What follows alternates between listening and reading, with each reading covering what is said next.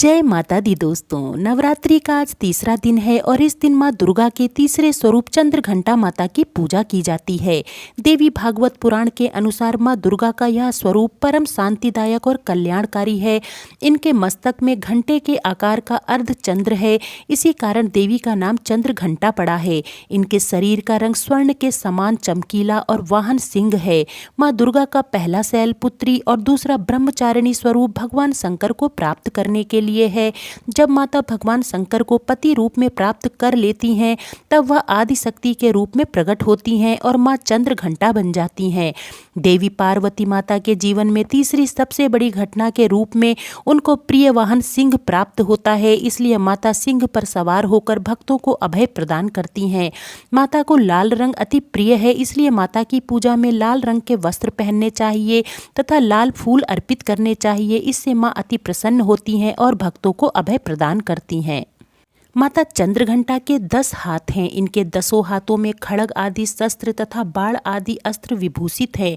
इनका वाहन सिंह है। इनकी मुद्रा युद्ध के लिए उद्धत रहने की होती है। इनके घंटे की ध्वनि से भयानक अत्याचारी दानव दैत्य राक्षस सदैव प्रकंपित रहते हैं। नवरात्र दुर्गा उपासना में तीसरे दिन की पूजा अत्यधिक महत्व है। इस दिन साधक का मन मणिपुर चक्र में प्रविष्ट होता है।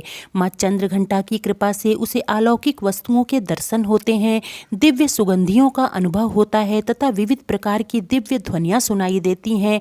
ये क्षण साधक के लिए अत्यंत सावधान रहने के हैं।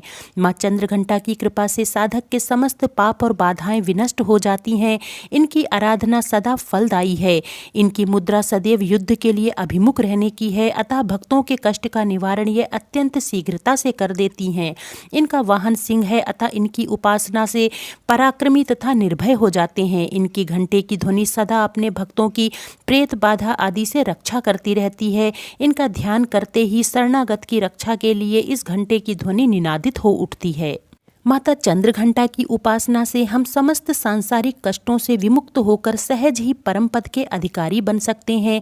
हमें निरंतर उनके पवित्र विग्रह को ध्यान में रखते हुए साधना की ओर अग्रसर होने का प्रयत्न करना चाहिए। उनका ध्यान हमारे इहलोक और परलोक दोनों के लिए परम कल्याणकारी और सद्गति को देने वाला है। तो प्रेम पूर्वक बोलिए माता चंद्रघंटा की जय।